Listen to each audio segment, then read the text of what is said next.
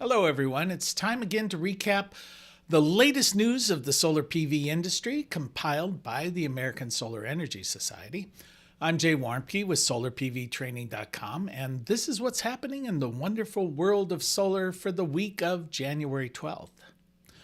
13 states now have requirements to move to 100% carbon-free or renewable electricity by the year 2050, and another 2 states have set these goals of 100% renewable, but they're not exactly laws just yet.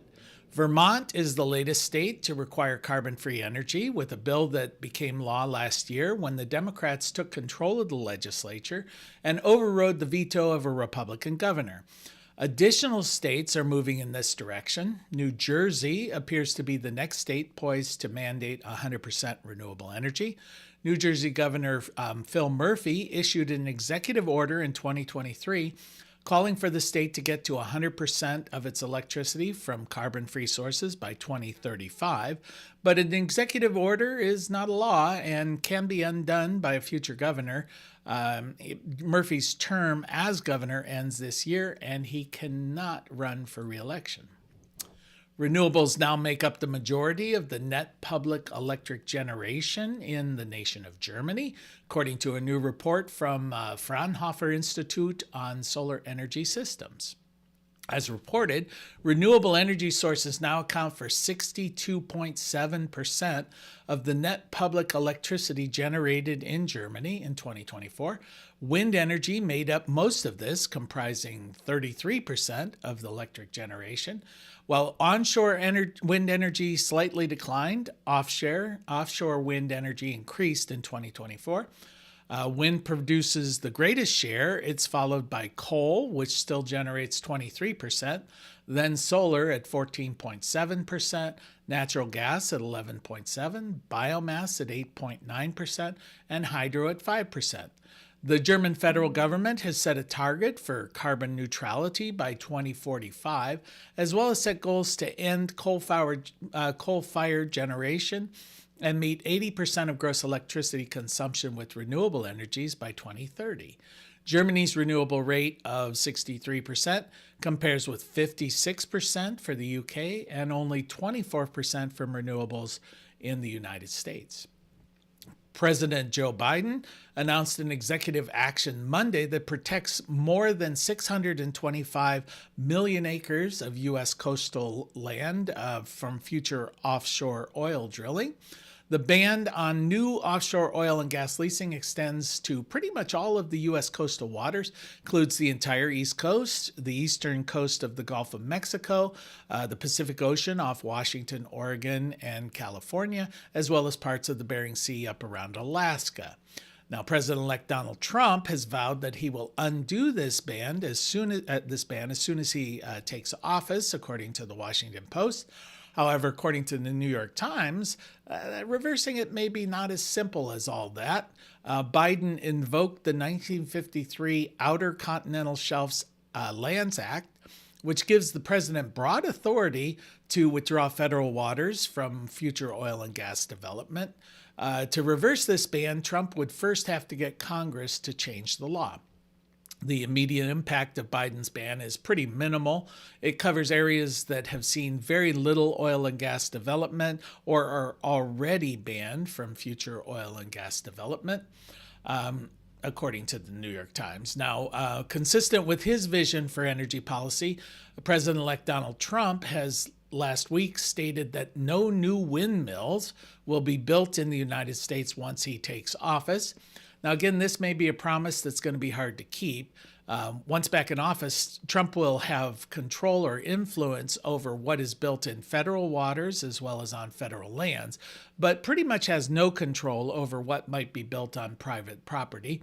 It appears that he'll likely advise the Bureau of Ocean Energy Management against issuing any new offshore wind leases, but he cannot do anything really about those leases that have already been issued. Solar installation continues to grow year over year, and commercial solar saw a significant rise in 2024. According to the Solar Market Insights report from CEA, the Solar Energy Industries Association, commercial solar grew about 44% in 2024 compared with the same period of time in 2023. Residential solar saw an increase of 39%, and community solar saw a year-on-year growth of around 12%. Now, the utility scale segment did see a 16% decline from the second quarter to the third quarter, but the third quarter is notoriously low in installations, and that same amount was a 44% increase year on year for that same quarter. In fact, the third quarter of 2024 was a record-breaking year for solar installations, or a record-breaking quarter in the U.S. Solar accounted for 64% of all new electric generating capacity added to the U.S. grid during 2024. But while 2024 was a record year for solar, the industry appears braced for a downturn in 2025. The two leading manufacturers of residential solar rooftop inverters have announced recent layoffs to their workforce. SolarEdge Technology, a provider of DC-optimized inverter systems, completed its fourth round of layoffs just in the last couple of months, laying off more than 400 workers this time, and the Israeli-based company had laid off about 1,800 workers previously. Now, SolarEdge is facing two main challenges. High interest rates in the United States is making rooftop solar at the residential level a bit less attractive. And in anticipation, or when the war in the Ukraine broke out, in anticipation of increased demand as well as cutoff of natural gas imports from Russia, installers stockpiled quite a lot of equipment.